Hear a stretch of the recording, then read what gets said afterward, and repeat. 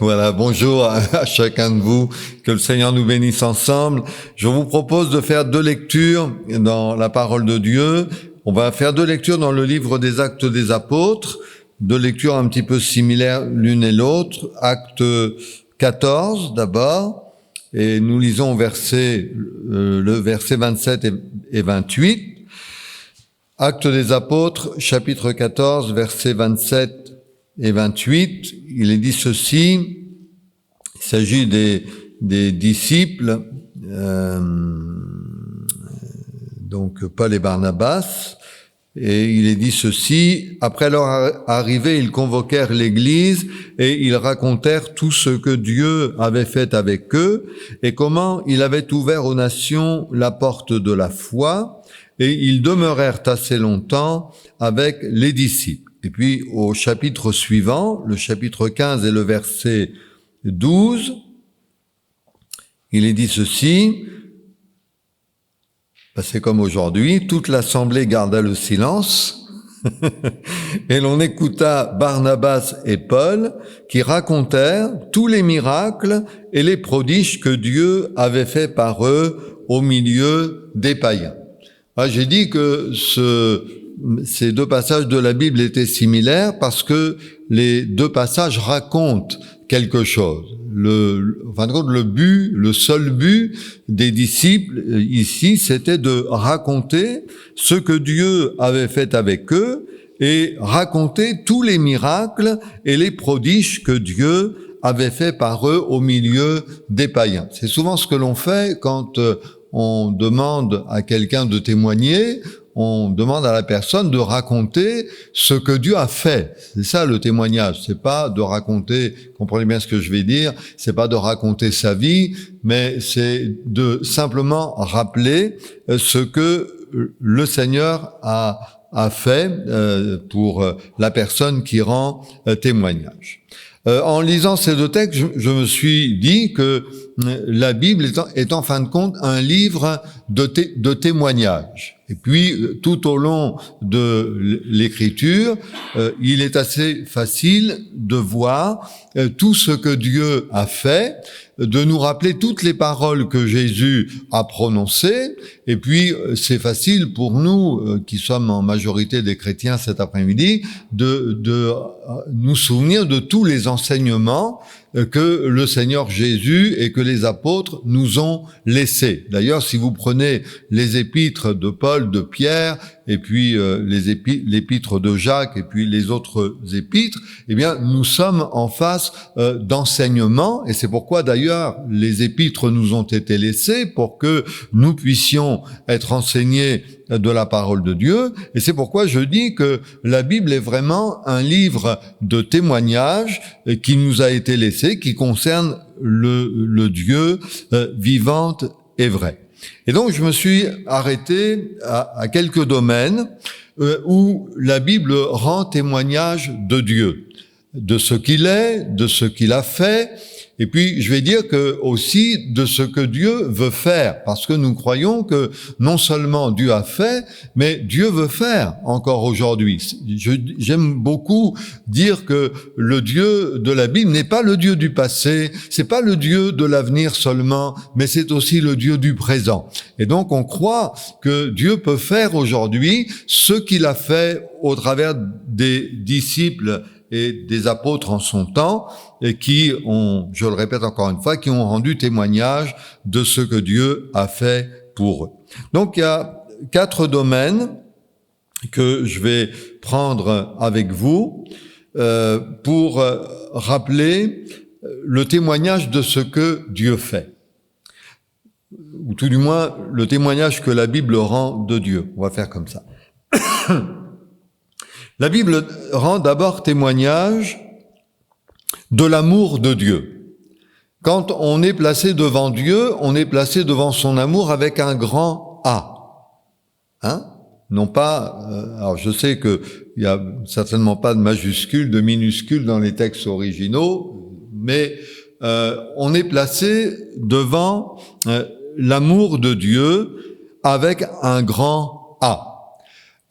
On peut dire que Dieu aime tout le monde. et que personne ne devrait se soustraire à l'amour de Dieu. On a tous entendu des gens dire Dieu ne m'aime pas, ou des gens qui ne se sentent pas aimés de Dieu, pour X raisons d'ailleurs, parce que ils ne croient pas dans l'amour de Dieu, tout simplement, mais ils devraient laisser la parole de Dieu leur rendre témoignage de l'amour du Dieu vivant et vrai. Quand on prend la première épître de Jean, il y a deux mots majeurs qui sont dans la première épître de Jean, c'est le mot amour et le mot vérité. Parce que ces deux mots sont complémentaires. Vous savez, on dit quelquefois, on n'ose pas dire la vérité à quelqu'un, parce que la personne va nous dire « Ah, vous manquez d'amour ». Mais en fin de compte, c'est le contraire qu'il faudrait dire. Quand on dit la vérité à quelqu'un, c'est parce que on aime la personne. Et parce qu'on aime la personne, alors on lui dit la vérité. Est-ce que c'est vraiment aimer de cacher la vérité à quelqu'un? Mais bien sûr que non. Et c'est pourquoi la Bible nous place devant ces deux choses. Elle nous place devant l'amour de Dieu, et elle nous place aussi devant la vérité. Parce que Dieu m'aime, eh bien, la Bible me révèle que je suis un pécheur. Et quand la Bible parle du pécheur et du péché, elle ne manque pas d'amour. On comprend bien ça.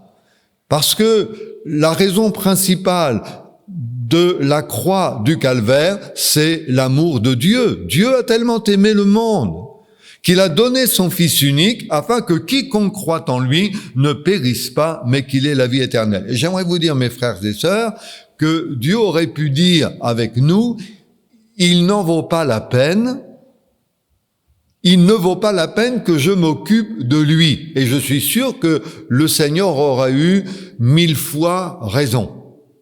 Mais parce que Dieu nous aime, parce que Dieu nous a aimés, alors il va prendre le temps de s'occuper de nous. Personne ici n'est digne de l'amour de Dieu, mais personne ne doit se soustraire par rapport à l'amour de Dieu. Personne. La Bible rend témoignage de l'amour du Seigneur. Et on le voit, on n'a pas besoin d'aller très loin dans la Bible pour voir que Jésus lui-même aimait les hommes, les femmes, comprenez dans quel sens je veux le dire, bien sûr, il aimait les créatures de Dieu pour les amener à la connaissance de la vérité. Vous savez, vous pouvez dire à quelqu'un, les maris peuvent dire à leur épouse, « Chérie, je t'aime », mais de temps en temps, faut le prouver. D'accord ? Monsieur D'Ambleval peut dire à son épouse, « Chérie, je t'aime », mais je suis sûr qu'il lui prouve de temps en temps. Parce que dire à quelqu'un « je t'aime », c'est bien, mais si derrière il y a rien, ma femme pourrait peut-être dire « il y a pas grand-chose chez toi ». je sais pas, mais enfin, vous comprenez ce que je veux dire. On ne peut pas dire à quelqu'un « je t'aime » sans à un moment donné lui prouver qu'on l'aime. Dieu n'a pas fait que de dire aux êtres humains pécheurs « je vous aime ». Mais Dieu prouve son amour. Gloire à Dieu. Savez-vous que l'amour se prouve? Dieu prouve son amour en ce que, lorsque nous étions encore des pécheurs, Christ est mort pour nous. Gloire à Dieu. Et j'aime beaucoup ce que Jean disait quand il dit « Voyez quel amour le Père vous a témoigné pour que vous soyez appelés enfants de Dieu. » Il invite les gens à voir, à discerner le témoignage que l'Écriture rend de l'amour de Dieu. Voyez quel amour le Père vous a témoigné pour que vous soyez appelés enfants de Dieu. À un moment donné dans la Bible, quand il est question de la mort de Lazare, il nous est dit à peu près ceci, je vais pas, peut-être pas dans l'ordre, mais je vais pas déformer le texte. Jésus aimait Marthe et Marie et Lazare. Donc on sait quels étaient les sentiments, parce que l'amour c'est un sentiment. C'est pas de le dire seulement, de dire, facile de dire, ah, je t'aime bien ou je t'aime pas. Mais c'est facile de le dire. Mais l'amour, c'est un vrai sentiment. Et quand la Bible dit de Jésus qu'il aimait Marthe, Marie et Lazare, on sait qu'il ne les aimait pas d'un tout petit amour, il les aimait pour, peut-être, je vais le dire comme ça, peut-être pour les sauver, peut-être pour les attirer davantage à lui, pour leur faire du bien. Mais une chose est sûre, c'est que l'amour de Dieu n'a rien à voir avec l'amour humain. Et nous devons, nous en tant que créatures, chrétiens ou pas, eh bien nous devons nous sentir aimés de Dieu. Dieu nous aime, non pas parce que nous avons fait des choses bien, mais Dieu nous aime parce que nous avons besoin d'être sauvés. Et on connaît tous Jean 3,16, au moins cet après-midi. Dieu a tellement aimé le monde qu'il a donné son Fils unique afin que quiconque croit en lui ne périsse pas, mais qu'il ait la vie éternelle. Que le nom du Seigneur soit béni. Savez-vous que lorsque nous annonçons l'Évangile, nous n'appelons pas seulement les pécheurs à la repentance et à la foi, bien que ce soit aussi très important, mais nous leur parlons de l'amour de Dieu. Le mot évangile, tout le monde sait ça, le mot évangile est un mot qui signifie bonne nouvelle. Et quand on parle de Dieu, on n'annonce pas une mauvaise nouvelle, on n'annonce pas un père fouettard, on n'annonce pas quelqu'un qui est prêt à juger, quelqu'un qui est prêt à condamner, mais on annonce quelqu'un qui veut sauver. C'est une bonne nouvelle. L'évangile est une bonne nouvelle pour le plus bas tombé. Et je suis en train de penser à l'exemple des 2 brigands qui étaient sur la croix. S'il y avait des gens qui étaient tombés bien bas, c'est eux. Et pourtant, un des deux va saisir l'opportunité qui lui est donnée de se réconcilier avec son Créateur. Et il va oser dire au Seigneur, « Souviens-toi de moi lorsque tu viendras dans ton règne. » Il aurait pu dire, j'ai fait les 400 coups, c'est même pas la peine que je demande à Dieu de m'aider, c'est même pas la peine que je demande au Seigneur de faire quelque chose pour moi, j'en ai tellement fait. Mais non, il saisit l'opportunité qui lui est faite. Souviens-toi de moi quand tu viendras dans ton règne. Et par amour, Jésus lui dit, je te le dis en vérité, aujourd'hui tu seras avec moi dans le paradis. Jésus aurait pu lui dire, oui c'est vrai, voilà ce que tu as fait. Voilà ce que tu as fait, je le marque, voilà ce qui est écrit, voilà ce jour-là, voilà ce que tu as fait, à telle heure, voilà ce que tu as fait, voilà qui tu as volé, voilà les crimes que tu as commis. Jésus ne dit pas ça à un brigand repentant. Mais il lui parle en disant, je te le dis en vérité, aujourd'hui tu seras avec moi dans le paradis. C'est vrai que la grâce de Dieu, c'est pas une invitation à faire le mal, puisque Dieu fait grâce, après tout, allons-y, et puis de toute façon, Dieu me pardonnera bien. Non, c'est pas ça, vous l'avez compris. Mais même s'il arrive dans la vie d'un être humain qu'il y ait une chute, s'il arrive qu'il y ait un faux écart, s'il arrive à un moment donné qu'on se trompe et qu'on revient vers le Seigneur, eh bien, on ne rencontrera pas quelqu'un qui nous dira oui, ben c'est pas bien ce que tu as fait, tu vas voir ce qui va t'arriver. Non, nous recevons quelqu'un qui nous aime et quelqu'un qui pardonne. Parce que c'est ça aussi l'amour en fin de compte. L'amour pardonne. L'amour pardonne, l'amour de Dieu pardonne les péchés confessés, abandonnés. Mais Dieu pardonne par amour. Dieu ne nous doit absolument rien, mais il pardonne nos péchés, qui que nous soyons et quoi que nous ayons fait, que le nom du Seigneur soit béni. Et moi, je suis vraiment heureux que la Bible me rende témoignage de l'amour de Dieu. Parce que moi, je me sens pas toujours digne d'être aimé de Dieu, mais la Bible me rend témoignage que Dieu m'aime, que son nom soit béni. Alléluia. Pour nous, nous l'aimons. Moi, j'aime beaucoup ce passage de Jean l'apôtre Jean qui dit, pour nous, nous l'aimons parce qu'il nous a aimés le premier. Vous savez, mes frères et sœurs, je vais vous dire, s'il avait fallu, ou s'il fallait, que Jésus nous pose la même question qu'à Pierre. Pierre, m'aimes-tu? Vous savez, il y a un jeu de mots là, dans ces phrases-là. Il y a un jeu de mots, quelqu'un qui est à l'école biblique pourrait dire mieux que moi, mais si je me trompe, il me dira. Il y a la notion d'amitié, uniquement l'amitié, et puis il y a l'amour agapé, l'amour de Dieu. Donc il y a un jeu de mots employé par Jésus. Pierre, m'aimes-tu? Et Pierre savait bien que devant le reniement, il y avait quand même un manque d'amour. Le reniement, c'était un manque d'amour envers le Seigneur. Et Jésus pose la question, Pierre, m'aimes-tu? Et Pierre, à un moment donné, dit, Seigneur, tu sais toutes choses, tu sais que je t'aime. Il aurait pu ajouter un parfaitement, mais au fond de mon cœur, tu sais que je t'aime. Et je crois que nous, on pourrait dire ça, mes frères et sœurs. On pourrait dire, Seigneur, je t'aime. C'est vrai que parfois, c'est imparfait, mon amour pour toi, mais au fond de mon cœur, tu sais que je t'aime. Gloire à Dieu. Et donc, il faut retenir ce témoignage de la parole de Dieu qui nous rend témoignage de l'amour du Seigneur. La Bible nous rend témoignage de la puissance de Dieu. C'est un réconfort. Quand on sait que quelqu'un peut quelque chose pour nous. Un jour, un homme de la Bible va s'approcher de Jésus et il va lui dire, « Seigneur, si tu peux, bien secours-nous, fais quelque chose pour nous. » Et Jésus va répondre, il va dire, « Mais si tu peux, ça veut dire quoi?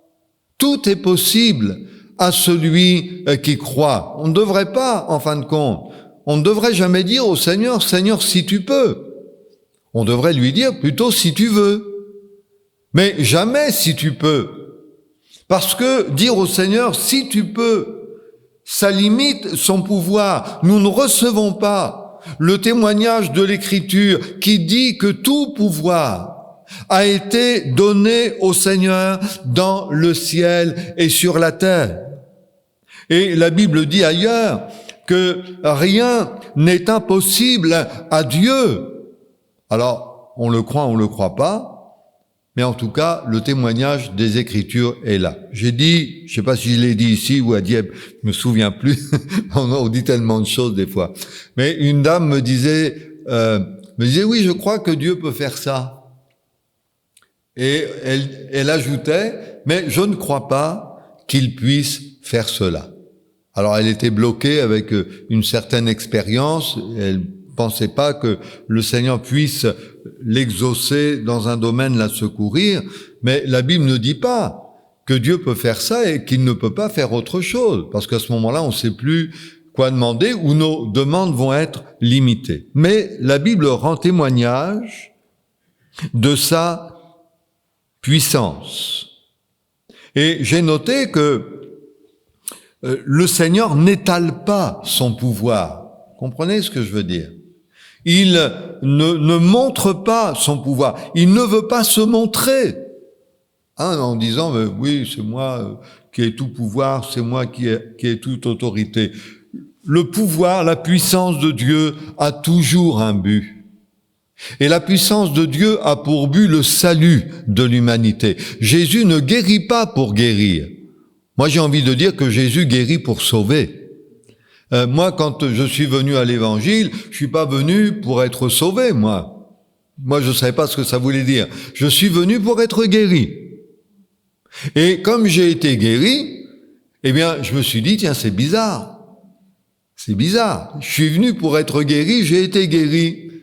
Et donc, j'ai cherché, j'ai fouillé un peu plus avec mon épouse, on a fouillé tous les deux. Et on s'est aperçu que, en fin de compte, ce que Dieu avait fait dans notre corps ou dans mon corps, il l'avait fait dans le but de me sauver. Et quelqu'un a dit que s'il fallait retirer de la Bible tout du moins du Nouveau Testament, toutes les guérisons, tous les miracles, il ne resterait pas grand page à l'Évangile. Mais vous remarquerez, mes frères et sœurs, que ce que Jésus fait, il le fait toujours dans le but de sauver les pécheurs perdus. Tout le monde connaît l'histoire des lépreux, des 10 lépreux. Et sur 10, un seul va saisir le salut. Pourtant, les 10 ont été guéris. Je me souviens d'une femme atteinte d'une perte de sang. Je ne parle pas de la femme qui est mentionnée dans la Bible, mais je me souviens d'une femme atteinte d'une perte de sang à qui on avait proposé de venir écouter l'Évangile. Et cette femme, elle va venir avec sa perte de sang, et le pasteur de l'époque va prier pour elle, et quelques jours après, elle va s'apercevoir qu'elle n'avait plus de perte de sang. Et donc, chose toute naturelle, les chrétiens qui l'avaient amenée lui ont dit, écoute, reviens avec nous à la réunion. Mais la personne a dit non, dit moi je suis venu pour être guéri de ma perte de sang, c'est bon, ok, bonjour et au revoir, à une prochaine. Et je crois que malheureusement, il y a beaucoup de gens comme ça, mais je vais vous dire, même pour les gens qui ne reviennent jamais écouter l'Évangile, eh bien la Bible a rendu témoignage de la puissance de Dieu. Amen. N'ayons pas peur, mes frères et sœurs, de rendre témoignage autour de nous, même si les gens ne reviennent pas écouter l'Évangile. Si nous connaissons quelqu'un qui est malade, proposons-lui de prier pour lui, de dire à la personne, mais je vais prier pour toi pour que le Seigneur te bénisse. Et si la personne est bénie dans son corps et qu'elle ne vous accompagne pas à la réunion, c'est dommage, mais au moins la personne aura été au bénéfice du témoignage que la Bible rend de la puissance de Dieu. Mais bien sûr, si on prie pour les malades aussi, c'est dans le but qu'ils parviennent à la connaissance de la vérité. Que Dieu soit béni. Vous connaissez ce passage du livre des Actes des Apôtres qui dit que Jésus allait de lieu en lieu, faisant du bien et guérissant tous ceux qui étaient sous l'empire ou sous l'emprise du diable. Jésus allait de lieu en lieu. Il l'a fait exprès d'aller de lieu en lieu, faisant du bien. Et je dis souvent à Dieppe, que Jésus peut aller de lieu en lieu. Il peut aller de chaise en chaise. Il peut aller d'une personne à une autre. Il allait de lieu en lieu faisant du bien. Et je suis sûr que dans nos réunions telles que la réunion de cet après-midi ou les réunions de ce matin, nous sommes au bénéfice du témoignage que la Bible rend de la puissance de Dieu, que son saint nom soit béni. Est-ce que vous croyez, mes frères et sœurs, que dans nos réunions, matin ou après-midi, peu importe, est-ce que vous croyez que Dieu peut nous faire du bien? Amen. Et que le Seigneur peut nous visiter. On peut être rentré ici malade, fatigué, chargé, découragé, et dire vraiment j'ai besoin de la grâce de Dieu. Souvenons-nous que Jésus va de lieu en lieu et qu'il fait du bien, que son saint nom soit béni. La Bible rend témoignage de la présence du Seigneur. Ça aussi, c'est important de le savoir. Il y a un verset qui m'a souvent réconforté, que j'aime beaucoup, c'est lorsque l'apôtre Pierre dit, en parlant du Seigneur, vous l'aimez sans l'avoir vu. Vous croyez en lui sans le voir encore. Vous réjouissant d'une joie ineffable et glorieuse, parce que vous obtiendrez le salut de vos âmes pour prix de votre foi. Vous l'aimez sans l'avoir vu. On est fou, quoi. Comment peut-on aimer quelqu'un qu'on ne voit pas? Vous croyez en lui sans le voir encore. Comment peut-on croire en quelqu'un qu'on ne voit pas? Eh bien, parce que la Bible rend témoignage de la présence du Seigneur. Et vous savez comme moi que Jésus, quelqu'un l'a dit, je crois, ici, non, c'est ce matin, dans la prière de quelqu'un disait, Seigneur, tu as dit que là où 2 ou 3 étaient, je vous rassure, on était un peu plus de 2 ou 3 ce matin, mais là où 2 ou 3 sont assemblés en mon nom, je suis au milieu d'eux. Si 2 d'entre vous s'accordent, combien faut-il être à une réunion de prière? Si 2 d'entre vous s'accordent sur la terre pour demander une chose quelconque, elle leur sera accordée par mon Père qui est dans les cieux, car là où 2 ou 3 sont assemblés en mon nom, je suis au milieu d'eux. Gloire à Dieu. Et je dis souvent, là aussi, que ce qui fait la valeur d'une réunion, c'est la présence du Seigneur au milieu de nous. On dit du Seigneur, pour employer un mot un petit peu, un petit peu savant, mais que vous connaissez, on dit du Seigneur qu'il est omniprésent. Comme on dit qu'il est omnipotent, omniscient. Je n'ai pas fait l'école biblique, mais je connais ça au moins. Il est présent, omniprésent, il est présent partout. Et donc nous bénéficions de la présence du Seigneur lors de nos réunions, et nos frères et sœurs qui sont à l'autre bout du monde bénéficient eux aussi de la présence du même Seigneur. Il est présent partout.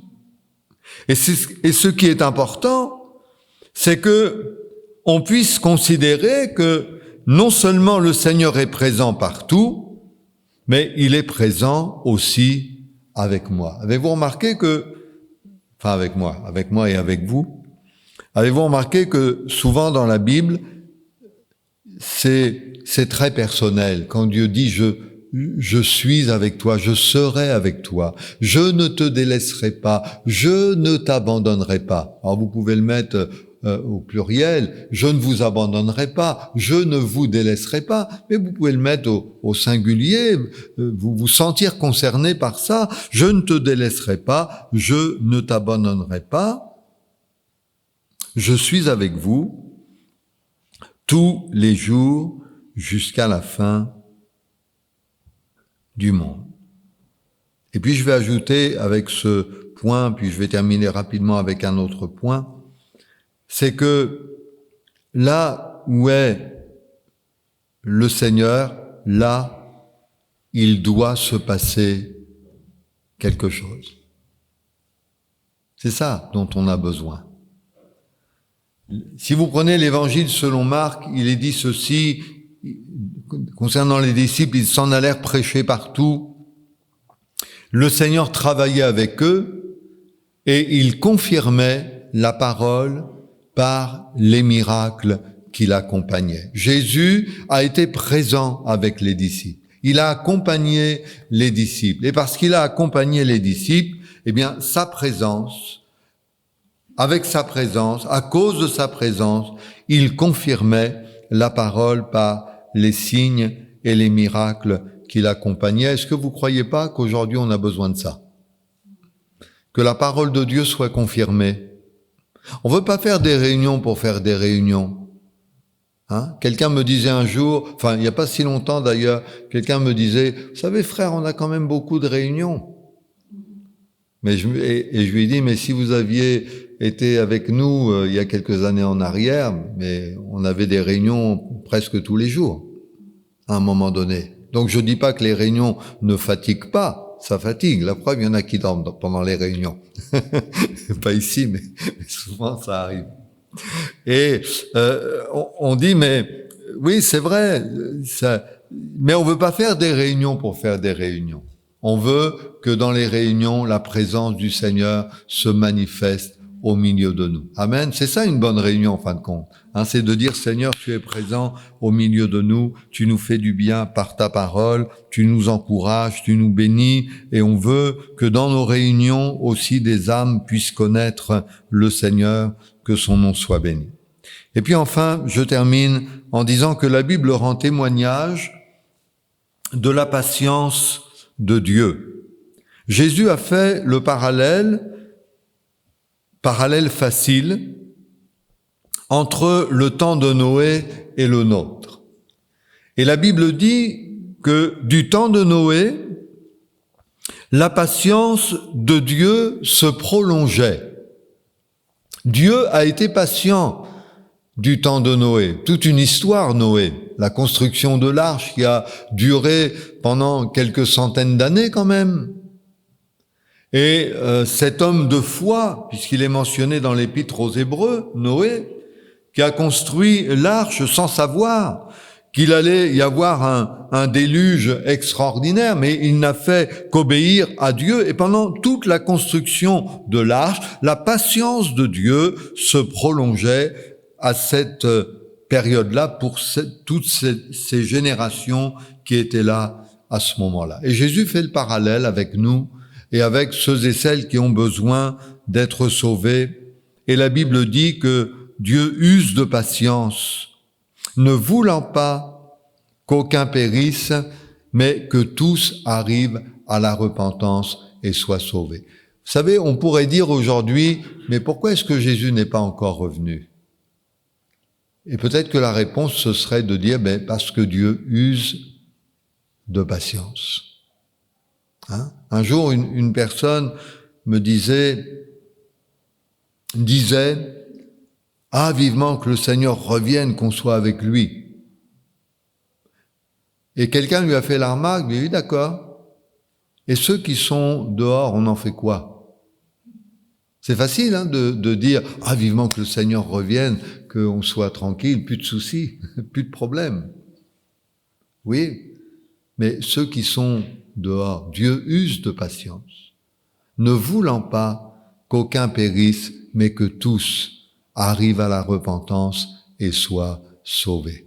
Et c'est pourquoi on dit, Seigneur, oui, si nous sommes dans le temps de ta patience, et nous le sommes d'ailleurs, dans ce temps-là où Dieu patiente pour que des hommes et des femmes se tournent vers lui, peut-être aussi pour que des hommes et des femmes reviennent vers lui, pour que des gens reviennent, retrouvent le chemin de la maison de Dieu, le chemin de la communion avec le Seigneur. Dieu use de patience.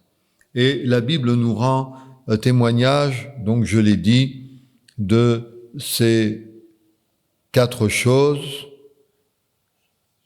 à la ressemblance des disciples qui, de leur côté, rendaient témoignage de tout ce que Dieu avait fait pour eux et avec eux. Et je prie pour que la parole du Seigneur puisse aussi nous interpeller et nous encourager les uns et les autres à compter, comme nous l'avons dit, sur l'amour de Dieu. Souvenons-nous que Dieu nous aime, que Dieu aime le monde tel qu'il est et qu'il veut le sauver. Souvenons-nous de son pouvoir, de sa puissance. Ce que Dieu a fait dans le passé, il peut le faire aujourd'hui. Souvenons-nous de sa présence au milieu de nous lors de nos réunions. Que Dieu soit béni et que on puisse se souvenir que le Seigneur est patient. Et puis je vais vous dire, si Dieu est patient avec nous, est-ce qu'on peut être patient avec les autres? Je crois que oui. On peut demander au Seigneur de nous aider aussi dans ce domaine-là, que le nom du Seigneur soit béni. On prie ensemble, si vous le voulez bien. Alléluia. Seigneur, merci parce que c'est vrai que nous voulons recevoir le témoignage de ta parole qui nous rappelle ce que tu es, ce que tu as fait. Merci de nous avoir aimé le premier. Merci Seigneur de nous sentir cet après-midi au bénéfice de ton amour manifesté pour nous à la croix. Seigneur, à toi la gloire, parce que nous voulons confesser que tu peux toutes choses et que pour ceux et celles qui ont besoin de toi dans leur corps, dans leur vie, tu peux les visiter, les renouveler. Seigneur, à ton nom, nous donnons toute la gloire et nous te disons merci pour ta présence au milieu de nous, pour ton bon esprit qui nous dirige et nous conduit. Merci Seigneur, et à toi seul la gloire dans le nom de Jésus. Amen.